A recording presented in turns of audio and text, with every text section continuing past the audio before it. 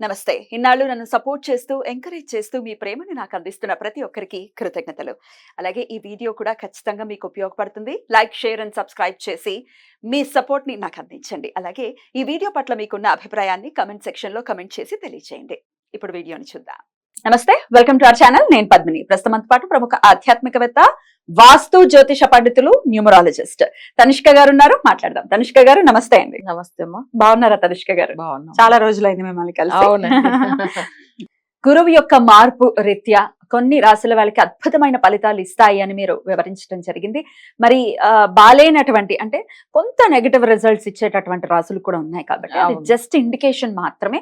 పరిహారాలు చేసుకుంటే ఖచ్చితంగా ఆయన అనుగ్రహాన్ని పొందేటటువంటి పరిస్థితి ఉంటుంది కాబట్టి ఒక్కసారి ఎవరెవరు ఏ ఏ విషయాల్లో జాగ్రత్తలు తీసుకోవాలి, ఏ రాశుల వాళ్ళు, అలాగే ఎలాంటి పరిహారాలు చేసుకోవాలి ఒక్కసారి చెప్పండి మేడం. ఓకే అమ్మా.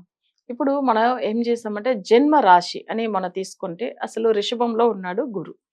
అంటే జన్మ రాశిలో గురువు వచ్చినప్పుడు ఎక్కువ కష్టపడతారని ఉంటుంది. అంటే జన్మ గురు వనతిలే అట్లానే ఒక పాట ఉంటుంది. అంటే అప్పుడు ఎలా అంటే జన్మ రాశికి గురువు వచ్చినప్పుడు రాముడు ఏమైందంటే వనవాసం వెళ్ళారు. అవును. సో అప్పుడు సీతాదేవిని కూడా అసలు అంటే జైలు శిక్ష లాగా పెట్టి ఆమెను కూడా అసలు బంధించారు. ఇవన్నీ చాలా కష్టపడింది జన్మ గురు వచ్చినప్పుడు. ఎందుకు మళ్ళీ కర్కాటకంలో గురువు ఉచ్చ పొందినప్పటికీ ఆయనకు ఆ కష్టం వచ్చింది. కర్కాటకం కాదు, రిషభంలో. వృషభంలో కానీ రాముడికి మాత్రం రాముడికి చెప్తున్నారు కదా. అవును, కరెక్ట్. అయినప్పటికీ కష్టం. అవును అవును, మీరు చెప్పేది ఎందుకంటే మీరు చెప్పే విషయం నేను వస్తాను. బట్ అయితే జన్మ ఇప్పుడు రిషభ రాశిలో జన్మ రాశిలో ఉన్నాడు. ఆయనకు జన్మ రాశిలో వచ్చినప్పుడు ఏమైతుంది అక్కడ ఉచ్చ స్థానము మీరు చెప్పినట్టుగా. బట్ అక్కడ ఏమైతుందంటే ఉచ్చ స్థితిలో ఉన్నా కూడా నెగిటివ్ అనేది జరుగుతుంది. జన్మ గురు మంచోడు కాదు ఎప్పుడైనా కానీ. చాలా వరకు చూడండి మనం మామూలుగానే మనం ఇది గోచర రీతిగా చూస్తాము. అలానే దశ వాళ్ళ జాతకంలో వాళ్ళు పుట్టినప్పుడు ఎక్కడో జన్మ గురువు ఉండిందంటే అంత మంచి చేయదు వాళ్ళకి. అసలు కర్కాటకం ఏ రాశికైనా లగ్నంలో గురువు ఉంటే కూడా మంచోడు కాదని చెప్తూ ఉంటాం చూడండి. ఓన్లీ కేంద్రంలో ఉన్నప్పుడు తన దశ ఉన్నప్పుడే మంచి చేస్తాడండి. సరే ఇప్పుడు చూస్తాము రిషభంలో ఉన్నప్పుడు ఏమైతుందంటే రిషభ రాశి వాళ్ళకి అసలు ఇక్కడ వాళ్ళకి మంచి నేమ్ అండ్ ఫేమ్ ఉండదు. తర్వాత చేయన తప్పు కూడా కొన్ని విషయాలు వాళ్ళు అసలు కష్టాలు పడవలసింది ఉంటుంది. ఇక్కడ నుంచి చూడండి శిక్ష వచ్చి తను అసలు ఆమె కూడా సీతాదేవి కూడా ఏం తప్పు చేయలే, కానీ ఈయనకున్న గురువు వల్ల అంటే జన్మ గురువు వల్ల తను కూడా అసలు కష్టపడేలాగా అయింది. అంటే చాలా వరకు ఎన్ని అంటే వాళ్ళకి అసలు ఏదో ఒక సమస్య వచ్చి రుణ బాధలో లేకపోతే వేరే ఇష్యూస్ వచ్చానో వాళ్ళు అక్కడ నుంచి బయట ఊరికి వెళ్ళిపోయి అసలు మరిగి ఉండేలాగా ఉంటుంది. సో వాళ్ళకి ఏమైతుందంటే జాతకంలో జన్మ గురువు వచ్చినప్పుడు అసలే మంచి ఫలితం ఉండదు అని చెప్తారు. ఇంకా చాలా వరకు చూసామంటే మనం కొన్ని విషయాలు ఇప్పుడు జన్మ గురు గురించి మాట్లాడుతున్నప్పుడు ఇంకా వేరే విషయాలు కూడా మనం మాట్లాడవలసింది ఉంటుంది. ఎందుకంటే ఇప్పుడు వీళ్ళు వచ్చి ఏమైతుందంటే అడవికి పోయినది కాకుండా అక్కడ వచ్చి ఏమైతుంది చాలా కష్టాలు పడారు. అసలు ఒక సుఖం లేదు. పెద్ద రాజుగా ఉండే ఆయననే అంత బాధపడిండు. సో ఇక్కడ ఏమైతుందంటే అలానే జన్మ రాశిలో ఉన్నప్పుడు వృషభ రాశి వాళ్ళు కొంచెం తప్పకుండా స్వామివారికి గురువారం అయితే యాక్చువల్ గా గురువారంలో, ఎందుకంటే వృషభ రాశికి అధిపతి శుక్రుడు, బట్ ఈ గురికి అసలే పడదు కదా వాళ్ళిద్దరికి. కానీ వీళ్ళు చేయవలసింది ఏంటంటే గురువుకి అంటే దత్తాత్రేయుడికి పూజ చేసుకోవచ్చు, లేకపోతే దక్షిణామూర్తికి కూడా చేసుకోవచ్చాము. నెక్స్ట్ ఏంటంటే గురువారం రోజుల్లో వాళ్ళకి వచ్చి ఏంటంటే అసలు ఉపవాసం ఉంటూ రావచ్చు. వారంలో ఒకసారి ఉపవాసం అంటే మరీ ఫుడ్ తినకుండా కాదు, దేవుడి మీద భక్తిగా ఏదో ఒక పూట అసలు ఏదైనా ఇప్పుడు లంచ్ చేసుకోవచ్చు, నైట్ ఏదైనా ఫ్రూట్స్ అట్లా తీసుకోవచ్చము. అలా భక్తిగా కొంచెం మొక్కితే గురువారంలో అట్లా ఉంటే మంచిది. ఒకవేళ దగ్గర ఏదైనా టెంపుల్ ఇట్లా దక్షిణామూర్తి టెంపుల్ కానీ లేకపోతే అసలు దత్తాత్రేయుడిది కానీ లేకపోతే అయ్యప్ప స్వామి ఉంటే కూడా పర్వాలేదు, ఎందుకంటే ఆయన కూడా గురు స్వరూపమే. తర్వాత సుబ్రహ్మణ్య స్వామి, సో ఆయన కూడా గురు అంశంగానే ఉంటాడు. అక్కడ దగ్గర వాళ్ళ చుట్టుపక్కల గుడి ఉంటే కూడా వెళ్ళవచ్చు. సో అలా మంచి జరుగుతుంది. రైట్. ఇక బాలైనటువంటి మరో రాశి ఏంటండి? మిథున రాశి గురించి వెళ్తాము. మిథున రాశిలో ఏంటంటే ఆయనకు యాక్చువల్ గా 12వ స్థానంలో గురువు వచ్చి ఉన్నాడు. 12వ స్థానంలో గురువు వచ్చినప్పుడు ఏమైతుందంటే అసలు లంకని అంటే లంకకు రాజు ఎవరు? రావణాసురుడు. బట్ రావణాసురుడు అసలు మరణం పొందాడు. అంటే ఏ టైమింగ్ లో 12లో గురువు వచ్చినప్పుడు. సో అప్పుడు ఏమైతుందంటే రాముడు చేతితోనే అసలు తన మరణం జరిగింది. సో బట్ అయితే ఇక్కడ చూడండి 12లో ఆయన ఎంత నవగ్రహాలు తన కంట్రోల్లోనే పెట్టుకున్నాడు కదా. బట్ అంత కంట్రోల్లో పెట్టుండి కూడా తను చనిపోయాడు. బట్ ఏ టైమింగ్ లో 12లో గురువు వచ్చినప్పుడు. సో ఇదంతా ఏంటంటే చాలా వరకు జాతక పరంగా మనం చూడాల్సింది 12లో గురువు వచ్చినప్పుడు మిథున రాశి వాళ్ళు వాళ్ళ ఆరోగ్యం గురించి కానీ మేజర్ గా ఎవరైనా శత్రు బాధల గురించి కానీ ఇవన్నీ భయపడుతూ ఉంటారు 12లో గురువు వచ్చినప్పుడు. నెక్స్ట్ ఏంటంటే 12లో గురువు వచ్చినప్పుడు వాళ్ళకి వచ్చి ఏంటంటే వ్యాపారం అంటే 10th లాడు కూడా గురు అవుతాడు. ఆయన వచ్చి ఇక్కడ ఏమైతుందంటే అస్తమించి ఉన్నాడు కాబట్టి వాళ్ళ బిజినెస్ లో కూడా ఎక్కువ లాస్ వస్తుంది ఈ పర్టికులర్ గా ఈ సంవత్సరంలో. అవి కాకుండా పార్ట్నర్స్ వల్ల కూడా ప్రాబ్లమ్స్ వస్తుంది. అదంతా కూడా కొంచెం చూసుకోవాల్సింది ఏంటంటే మిథున రాశి వాళ్ళకి. ఓకేనా. సో అప్పుడు గురువుకి గురువారం మీరు ఇందాక వృషభ రాశికి ఏదైతే చెప్పారో అట్లాంటి నియమాలే పాటిస్తూ ఉంటే కొంత సత్ఫలితాలు వచ్చేటటువంటి పరిస్థితి ఉంటుందండి. అవునమ్మా. ఒకవేళ అలా చేసుకుని కూడా వాళ్ళకి ఏమైనా సమస్యలు ఇంకా ఎక్కువ మొదలవుతుంది, మరి అసలు ఏం చేసినా కూడా మాకు అసలు మంచిగా లేదు అంటే అప్పుడు జాతకం ఫుల్ గా వాళ్ళకి అనలైజ్ చేసి రెమెడీ ఇస్తే ఇంకా అప్పుడు మంచిగా బెటర్ గా ఎందుకంటే 12లో ఉన్న గురు మంచోడు కాదు. సో మనం ఏజ్ గా చూడాల్సింది వాళ్ళ ఇన్కమ్ విషయంది, తర్వాత పార్ట్నర్స్ గురించి, తర్వాత ఏంటంటే శత్రువుల గురించి, ప్లస్ వాళ్ళకి సడన్ గా ఏదైనా ప్రాణగండం లాగా వస్తుంది. అవన్నీ చూసుకోవాలి. Okay right madam. ఇక బాలేనటువంటి మరో రాశి. ఓకేమా. అయితే ఇంకొకటి ఏంటంటే 10వ స్థానం అంటే సింహ రాశికి మంచిగా లేదు. 10లో గురువు ఉన్నప్పుడు ఏంటంటే పరమణం పిచ్చేడు పని తమిళ్లో పాట ఉంది. పరమ అంటే ఎవరు? శివుడు, పరమ శివుడు. సో అప్పుడు ఏమైతుందంటే బ్రహ్మ అతి దోషం వచ్చింది ఆయనకు. అప్పుడు అంటే బ్రహ్ముడు తన చేతిలోనే పట్టుకుంటది. సో ఆ కపాలం పెట్టుకుని భిక్షం తీశాడు అని ఒక పాట కూడా ఉంది. బట్ అప్పుడు ఏమైతుందంటే అసలు 10లో ఉన్న గురు ఎంత పెద్ద మంచి పొజిషన్ లో ఉన్న వాళ్ళు కూడా సడన్ గా అసలు టోటల్ గా అన్ని విధంగా లాస్ అయ్యి బయట వాళ్ళ దగ్గర అప్పు తీసే పరిస్థితి వచ్చేస్తుంది ఎప్పుడు 10లో ఉన్న గురువు వల్ల. అందుకే 10లో ఉన్న గురువు వల్ల పరమశివుడే భిక్షం తీశాడు అనేటప్పుడు జనులు ఏమాత్రం అంతే కదా.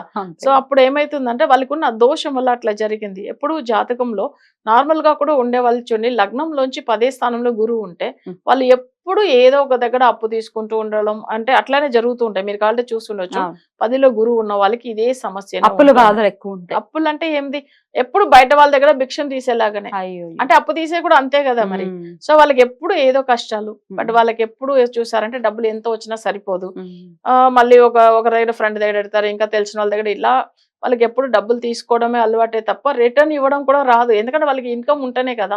సో అట్లా ఉంటుంది అనమాట. అది వచ్చి ఇప్పుడు సింహరాశి వాళ్ళకి జాతక పరంగా కొన్ని గ్రహాలు గోచారం బాగున్నా కానీ గురువు వచ్చింది 10లో మంచిది కాదు. సో సింహరాశికి కొంచెం సమస్యలు ఎక్కువనే ఉంటది. సో సింహరాశి వాళ్ళు కూడా తప్పకుండా పూజలు ఫాలో అవుతే మంచిది. వాళ్ళకి ఏంటంటే మనశ్శాంతి ఉండదు. నెక్స్ట్ వచ్చి అష్టమాధిపతి శత్రువు కాబట్టి కోర్టు కేసులు, గొడవలు, ఈ విషయంలో కూడా సమస్యలు వస్తుంది సింహరాశి వాళ్ళకి. సో కొంచెం అవన్నీ కూడా చూసుకొని మాట్లాడవాలి బయట వాళ్ళతో మాట్లాడేటప్పుడు, కొన్ని బిజినెస్ విషయంలో. అట్లా గురువారాలు కూడా పాటిస్తూ నియమంగా ఉంటే మంచి ఫలితాలు వస్తాయి. మరో రాశి అండి, అంటే మనం తులారాశి గురించి చెప్తున్నాం. యాక్చువల్ గా తులారాశికి 8లో ఉన్నాడు.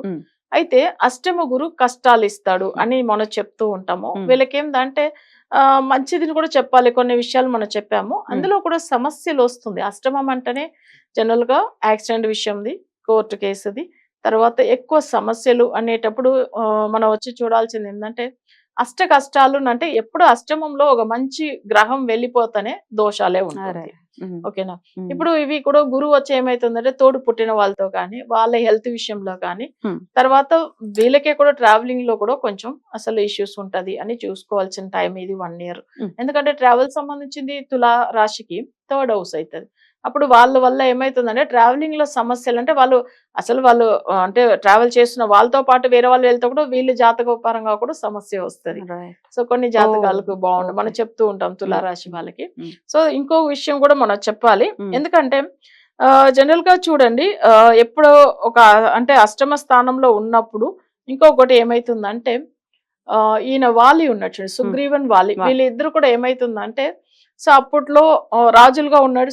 అంటే ఈయన సుగ్రీవుడు ఉన్నాడు, తర్వాత వాలి ఉన్నాడు. యాక్చువల్గా వాలి ఉన్నప్పుడు ఏమైతుందంటే తన రాజ్యం కూడా పరిపోతుంది. అంటే తనకు అసలు 8లో గురువు వచ్చినప్పుడు, అంటే తులారాశికి ఇప్పుడు 8లో ఉన్నాడు గురువు.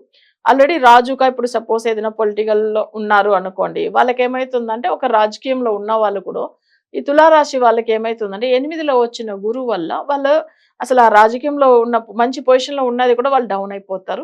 లేకపోతే కూడా వాళ్ళకి అసలు రాజ్యమే లేకుండా కూడా ఉంటదని ఒక పాట. సో అది నిజం కూడా. ఎందుకంటే అప్పుడు వాళ్ళకి అన్ని కష్టాలు వచ్చింది చూడండి. అసలు నిజంగా అంటే సుగ్రీవుడికి హెల్ప్ చేశాడు రాముడు, కానీ ఇక్కడ ఏంటంటే వాళ్ళు అసలు అంటే ఓడిపోతాడు కదా అసలు గెలవలేకుండా, బట్ అందుకే ఆ రాజకీయం ఆయనకు అప్పుడు పోయింది. రైట్ సో అంటే 8లో గురువు ఉన్న దానివల్ల. Right okay. బట్ అయితే ఇంకా మనం చూడాల్సింది ఏందంటే 6లో గురు. అంటే ఇప్పుడు వచ్చి ధనురాశి వాళ్ళకి వారికి 6లో 6లో గురువు. గురువు ఉన్నాడు. సత్యమాముని అటని ఒక ఋషి అన్నమాట. అప్పుడు ఏమైందంటే ఆయన ఋషి అంటే అసలు చాలా మంచి అతను. అది కూడా ఎట్లా ఉంటాడంటే చాలా స్ట్రైట్ ఫార్వర్డ్. అట్లా ఉన్న ఒక ఋషికి ఎంత పెద్ద ఘోరం ఉంటే అసలు తను ఉన్న ఆ టైమింగ్ లో దొంగతనం అనేది దొంగలు వేరే దగ్గర దొంగిల్చారు. కానీ ఈయన వచ్చి అక్కడ ఉండడం వల్ల ఈయనకు శిక్ష పడింది. అరెరే. అంటే 6లో గురువు ఉంటే సత్యమా ముని అంటే సత్యం అంటే ఏంది, నిజాయితీగా ఉన్న గురు, ఆయన ఒక ఋషి, ఆయనకు కూడా కష్టం ఆయన తప్పలేదు. కూడా కష్టం తప్పలేదు 6లో ఉన్న గురువు వల్ల. సో చెయ్యని తప్పుకి శిక్షలు పడేటటువంటి పరిస్థితి ఉంటుంది. అవును, 6లో గురువు వస్తే అట్లని అది కూడా పాటలోనే, ఇప్పుడు కాదు ఇవన్నీ, ఇప్పట్లో రాసి పెట్టింది ఇవన్నీ అవును, అసలు చెప్పాలంటే. అయితే కానీ ఇవంతా గోచార రీతిగా ఇవన్నీ నిజంగానే జరుగుతుంది. సో అది కాకుండా ఏంటంటే ఇప్పుడు మనం ఇంకొక విషయం చూడాలి. ఇప్పుడు 3లో గురువు ఉంటే ఏం జరుగుతుంది అని మనం అది కూడా మాట్లాడాలి. ఇప్పుడు వచ్చి ధనురాశికి మాట్లాడాము, అది కాకుండా ఇంకా కుంభరాశికి వెళ్ళాలి. కుంభరాశికి 4లో వచ్చాడు. 4లో గురువు.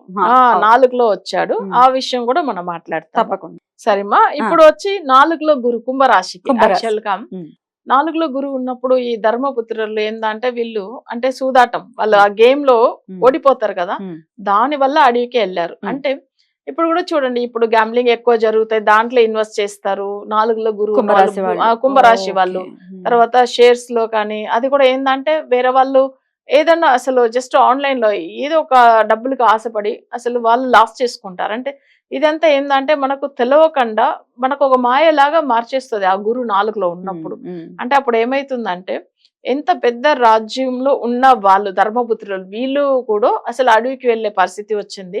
అది కూడా ఏందంటే వీళ్ళు ఎట్లాంటిది విషయం ఇట్లా చూడండి, మనం ఎప్పుడైనా కానీ కార్డ్స్ అవన్నీ ఇప్పుడు చెప్తాము, అప్పట్లో ఉన్నది కొన్ని ఉంటాయి కదా, అసలు దాన్ని తెలుగులో ఏమంటారు ఇవి ఆడతారు కదా, పేకాట. ఇప్పుడు అప్పట్లో మనవి డైస్ ఆడతారు, అది తెలుగులో జూదం ఆడతారు కదా.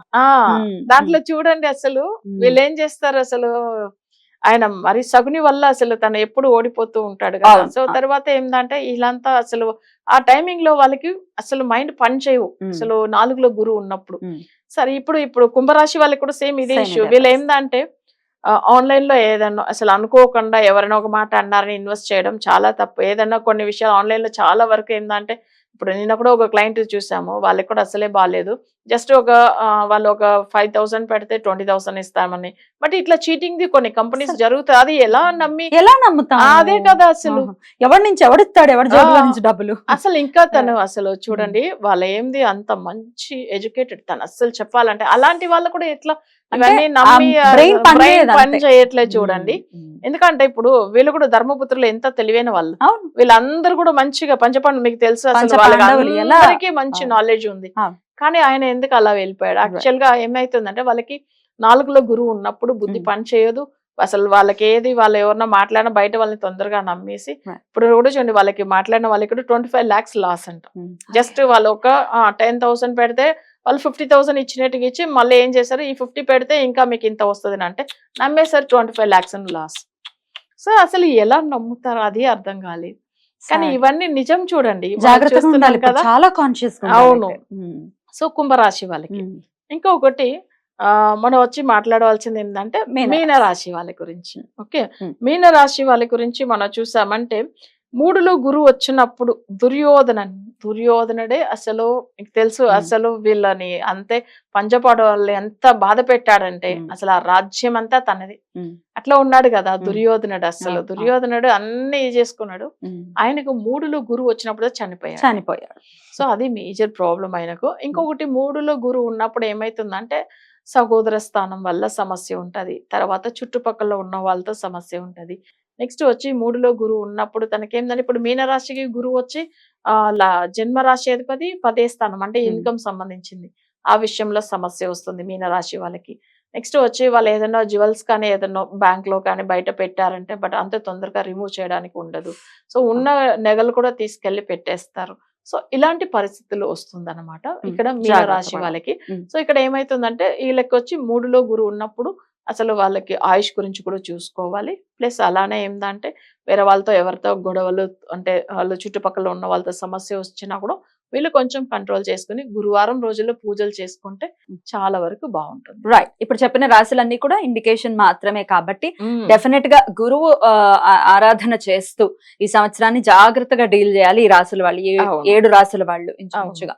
సో అంటే ఖచ్చితంగా మనం ఏమేం రాశిని చూసామంటే వృషభ రాశి, వృషభము, తర్వాత వచ్చి అసలు మిథునం, మిథునము, నెక్స్ట్ వచ్చి సింహ రాశి వాళ్ళు, తులా రాశి వాళ్ళు, అవి కాకుండా ధనుర్ రాశి, నెక్స్ట్ వచ్చి కుంభ రాశి, అవి కాకుండా మీన రాశి. 7 రాశుల వాళ్ళు జాగ్రత్తగా అవును. ఉండాల్సినటువంటి పరిస్థితి. రైట్ అండి, చాలా చక్కగా వివరించారు. కృతజ్ఞతలండి. నమస్కారం. నమస్కారం.